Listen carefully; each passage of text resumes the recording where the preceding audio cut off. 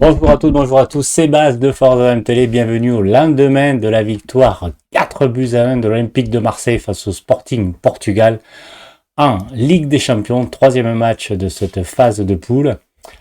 Un carton, une victoire, qu'espérer de mieux? C'est vrai que ça faisait un moment que l'OM n'avait pas remporté un match, hein. La dernière fois c'était OM Olympiakos, la dernière campagne européenne où l'OM avait fait 3 points. Et la dernière campagne avant, on avait fait 0 points. Donc c'est vrai qu'on se demandait un petit peu si l'OM était capable de regagner en Ligue des Champions, de pouvoir un petit peu faire des résultats comme l'OM le fait en Ligue 1. Donc on était forcément inquiet à la suite du premier but rapide du Sporting Portugal. 50 secondes, il y avait déjà un but évitable, même si Trincao est un super joueur. On n'a pas beaucoup pressé, notamment Verretou, qui n'a pas été, qui n'est pas exempt de tout reproche sur ce coup-là.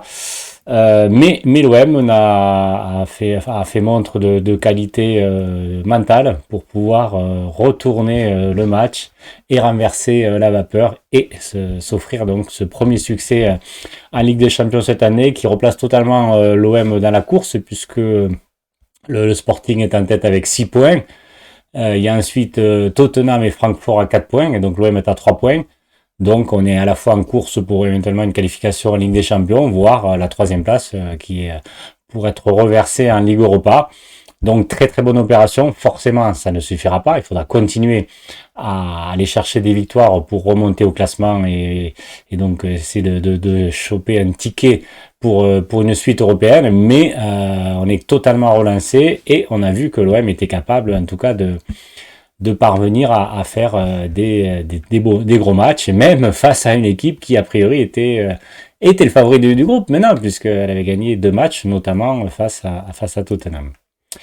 Donc on va un petit peu faire rapidement le débriefing des actions, mais surtout les notes. Vous savez que maintenant je fais les notes.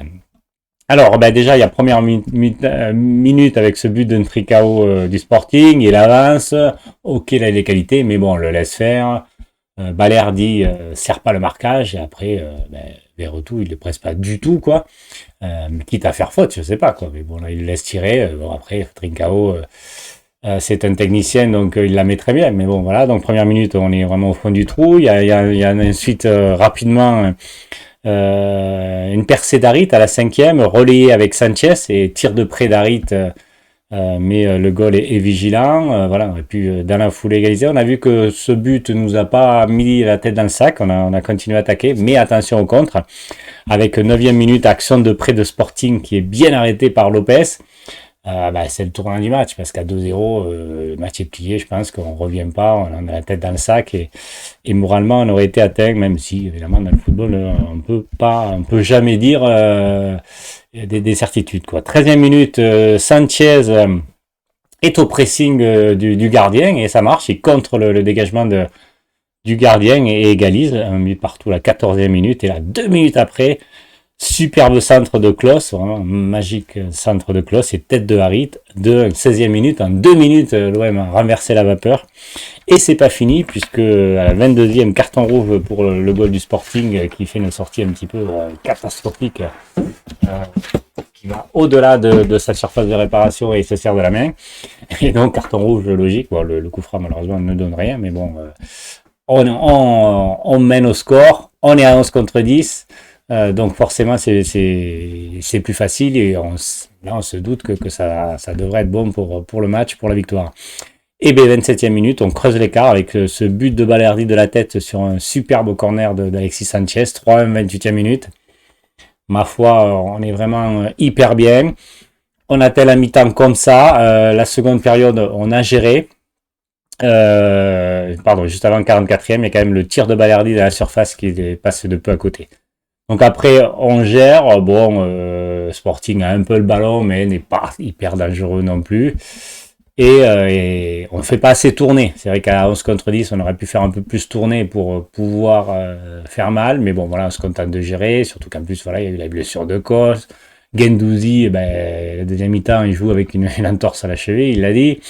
On a vu qu'Mbemba aussi tirer un peu la jambe. Donc il faut faire tourner aussi les joueurs, et du coup il a fait des changements avec les entrées donc de Caboret à la 32e, remplacement de Klos, Rongier 61e, Gay 61e, Gerson et Gigot à la 76e. Donc on fait tourner, on implique tout le monde, à part Payet. Donc ça c'est intéressant. Et Luis Suarez qui n'a pas joué non plus, mais qui avait joué le dernier match face à Angers, il avait marqué. Et du coup on arrive à marquer avec la 84e minute. On tue le match même s'il était quand même un petit peu plié avant. Crochet et tir de 6 mètres de Chancel Mbemba, superbe. Après une belle percée dans la surface de réparation d'Alexis Sanchez qui vraiment s'est battu comme un beau diable. 80, 84e, et on aurait dû marquer un dernier but à la 86e où Alexis Sanchez dribble le goal.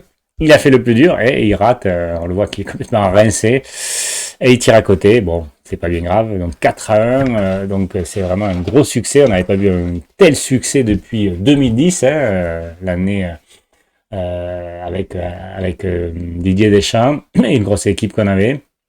Donc voilà, on avait vu un début de ce début de saison en championnat que l'OM était présent, que l'OM arrivait vraiment à faire des beaux matchs avec ce système d'Igor Tudor qui est totalement maintenant adapté aux joueurs, totalement qui crée l'adhésion des joueurs et qui le montre sur le terrain. C'est vraiment super, en faisant aussi beaucoup tourner, en faisant les 5 changements, d'un match à un autre, en mettant d'autres éléments. On a un effectif qui est quand même riche cette saison. Et donc on l'a vu enfin en Ligue des Champions face au Sporting du Portugal. Donc voilà, on va faire les notes maintenant, juste évidemment pour terminer l'ambiance. L'ambiance il n'y en avait pas forcément puisque l'OM était suspendu match à huis clos pour cette rencontre suite aux incidents à Francfort. Il faut arrêter les gars. C'est bon maintenant, on est un des plus beaux publics d'Europe, mais il faut pas le gâcher en faisant des tels incidents. Je dirais quasiment chaque match de Coupe d'Europe, donc il faut un petit peu arrêter. Et la sanction est assez juste, et surtout ce que j'ai bien aimé aussi, c'est que l'OM a pris des dispositions et a puni les fauteurs de troubles à l'intérieur du club, des abonnements qu'ils ont retirés notamment. Donc voilà, donc forcément pas d'ambiance. Alors là, c'est complètement incompréhensible. Le match est à huis clos, mais il y a quand même 202 supporters portugais. C'est quand même aberrant, voilà. Bon, après, il y a ce retard, des Portugais qui mettent du temps donc, avant d'arriver au stade, puis après à l'entraînement, puis après au début du match. Bon, un petit peu risible tout ça, on est quand même en Ligue des Champions, ça fait un petit peu rigoler. On va passer donc aux notes du match que j'ai donc choisi de mettre aux joueurs marseillais. Lopez, Lopez, je lui ai mis 12 sur 20 parce que il a eu qu'un arrêt d'affaire, mais il l'a fait super bien, voilà. Décisif, voilà. Lopez, il est maintenant à chaque fois décisif. Il a même d'ailleurs été très souvent décisif depuis qu'il est début à l'OM, malgré les dires de certains consultants ou supporters qui étaient pro Mandanda, mais voilà. L'objectivité des fois des journalistes, des consultants ou des supporters laisse un petit peu à désirer. On peut être pro Mandanda, moi ce que j'étais aussi, mais j'étais pro Mandanda et j'adorais Lopez. Voilà, j'aimais les deux. On peut pas obligé d'être pour son père ou pour sa mère, on aime les deux. Donc voilà, donc 12 sur 20 pour Lopez. Donc pour moi, je trouve qu'il a fait un match parfait. Ce qu'il a eu à faire, il a fait. Et normalement, dans une équipe comme ça, où tu dois être protagoniste, le gardien a très peu de choses à faire, mais il faut qu'il les fasse bien. Jonathan Klaus, il a joué que 32 minutes, c'est un petit peu difficile à juger. Moi, je l'avais mis 11,5 à peu près sur ce match parce qu'il fait notamment une passe décisive avec son super centre, après une bonne activité aussi, donc sorti sur blessure à 32e au mollet. J'ai l'impression que ça risque d'être une petite contracture. Il va y en avoir pour 15 jours, 3 semaines, j'ai l'impression. Enfin, on verra. Peut-être après, c'est juste un coup. Chancel Mbemba. Alors, Chancel Mbemba, c'est quand même le patron en défense. Il déçoit rarement. Enfin, je l'ai pas vu faire un match mauvais. À part, évidemment, on peut dire Tottenham où il a pris le rouge, mais avant, il a été très très bon. Donc derrière, il est costaud, il est efficace, il arrive à bien anticiper. En plus, il remontait le ballon là puisqu'il était mis un peu plus haut, étant donné qu'il y avait un attaquant de moins côté Sporting après leur expulsion du gardien. Et en plus, il met ce superbe but, un but d'attaquant, très serein dans la surface, un petit crochet, une frappe. Bon, on sait que c'est un technicien aussi, hein, il est à l'aise des pieds. Donc 13,5 pour Chancel Mbemba, je trouve qu'il a fait un très bon match. Balerdi, 13,5 aussi, hein, Balerdi, un but aussi. Sobre défensivement, il apporte offensivement aussi, il a failli il a failli faire un doublé. Voilà, le Balerdi en fait, qu'on voyait le potentiel, voilà, avec des qualités intrinsèques intéressantes à la fois de technique, de grinta, qui apporte aussi offensivement. Et ben voilà, on les a vus, ça fait quelques matchs qui vraiment il est bon. Il faut le signaler, là il a fait un très beau match. À l'instar de son match face à Angers. Donc je lui mets aussi 13,5. Eric Bailly, difficile à noter. Je mettrai 11. Ouais, je mettrai 11. Moi, 11, Eric Bailly, il est sorti à 76e. On l'a pas trop vu, on l'a pas vu en évidence, sauf une petite action où il a fait une très bonne interception, mais après pas grand chose. Donc difficile à noter. Mbemba, même s'il n'y a pas eu beaucoup d'occasions adverses, ben, on l'a quand même vu. Tavares, beaucoup d'activités de nouveau, il est énorme ce joueur quand même, une grosse activité sur son flanc gauche, donc il est très rapide, il perce, il arrive à centrer, alors, il fait pas toujours les bons choix, mais malgré tout, moi je trouve qu'il a fait un très bon match, je lui mets 12,5.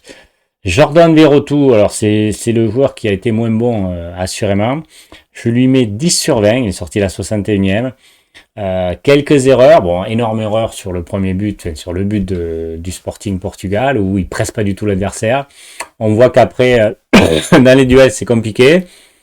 Il est là, il fait des erreurs techniques, il apporte pas offensivement, franchement, pas terrible, hein. J'aurais même pu peut-être le mettre en dessous de la moyenne, mais bon, c'est quand même une victoire à 4-1, il n'a pas été catastrophique, donc difficile de lui mettre quand même en dessous de la moyenne, mais bon, c'est quand même décevant. Verretou, ça fait plusieurs matchs qu'il est décevant. Je pense que je vais faire bientôt un sujet sur la question Verretou, quoi. Matteo Guendouzi, donc, qui était positionné à côté de Verretou, donc en milieu relayeur et pas en milieu offensif, où il est meilleur à ce poste. Il a une grosse activité. Je lui ai mis 13,5. Voilà, il est partout, il compense, il a beaucoup compensé. Des interceptions, on se projette vers l'avant. On est dangereux, on combine, c'est le patron.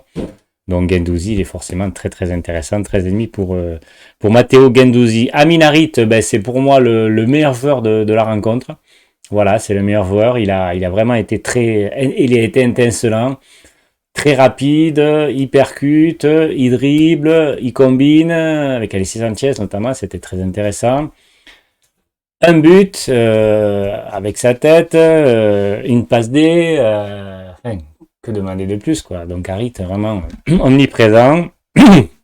Moi je lui ai mis 15,5. Je trouve que c'est vraiment intéressant. On voit qu'Harit, il est très bon, il a été très bon en fin de saison dernière notamment. Et là il revient, dès qu'il rentre, il est très souvent bon, et en plus il est rapide, donc voilà, c'est pas comme Gerson ou Payet qui quand même ralentissent ce jeu, lui il accélère. Donc super Harit, d'avoir un joueur à ce niveau-là, c'est très très intéressant, et j'ai l'impression, bon, il est intégré depuis le début à cet effectif, il s'entend bien avec les autres joueurs, donc ça peut être une très bonne recrue, pas très cher, 5 millions d'euros, hein, on peut l'avoir, hein, quasiment une obligation automatique. Obligation d'achat. Sanji Zunder, alors je lui ai mis 11, il est sorti à 61e minute. On l'a vu au début remuant, tenter des choses, essayer de dribbler, intéressant, mais finalement pas efficace, enfin, pas dangereux, hein, pas assez dangereux. Alors il n'a pas fait un mauvais match, mais il n'a pas fait un bon match, il n'a pas été décisif, il n'a pas été impliqué dans des situations offensives dangereuses, donc on peut pas lui mettre plus, quoi.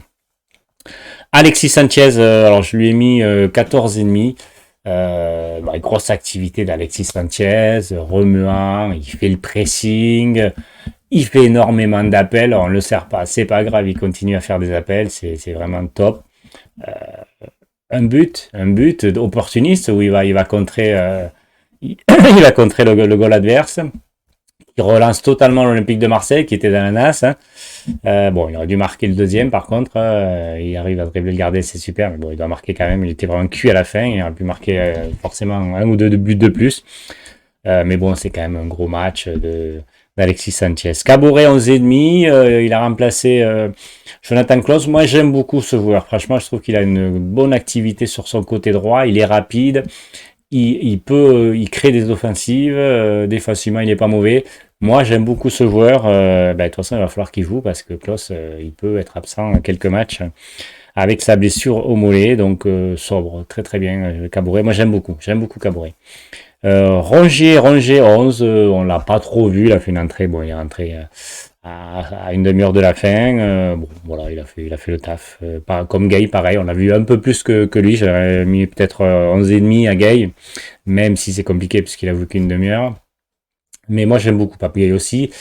Et je trouve que de suite, quand il rentre dans un match, on le voit bien, il apporte quand même sa masse athlétique notamment et sa projection vers l'avant. Gigot, bon, sobre, 11 sur 20, voilà. Et Gerson qui lui est rentré à la 76e minute comme Gigot, on l'a pas vu quoi. Donc 10, on l'a pas vu du tout. Voilà. Bon après, évidemment c'est différent puisque le match était joué, on était dans la gestion, mais bon, il a pas apporté, il a un peu ralenti le jeu comme il sait le faire. À un moment il est dans la surface. Donc même s'il a arrêté, on sait qu'il peut déclencher, mais bon là ça. Il n'a pas fait le geste juste. Voilà les amis pour ce débrief de cette victoire éclatante de l'Olympique de Marseille en Ligue des Champions. 4-1, Force Sporting du Portugal. En plus, c'est une pierre deux coups, je dirais, parce que c'est important pour l'indice UEFA national, hein, puisque la France est en concurrence avec notamment le Portugal et les Pays-Bas. Pour garder cette cinquième place qui, en 2024-2025, pour la nouvelle Ligue des Champions, apportera un club supplémentaire, enfin attitré. Il y aura 3 places assurées en Ligue des Champions, donc c'est important d'être devant. Donc là, tu gagnes contre un adversaire direct. Pour l'OM, pour l'indice UEFA du club, c'est important. Il faut accumuler des points pour espérer, quand on reviendra en Ligue des Champions, espérons la saison prochaine, qu'on soit plus dans le chapeau 4. On était à la limite du chapeau 3, donc on puisse au moins passer un chapeau 3. Plus tu gagnes des points à l'indice UEFA, plus tu vas monter et tu auras les adversaires un peu plus faciles. Donc c'est tout bénef. Et forcément, on est relancé aussi dans ce championnat à 4 équipes. Voilà les amis, je vous souhaite une bonne fin de journée et je vous dis à la prochaine. Je vais essayer de refaire des vidéos un peu plus régulières. Voilà.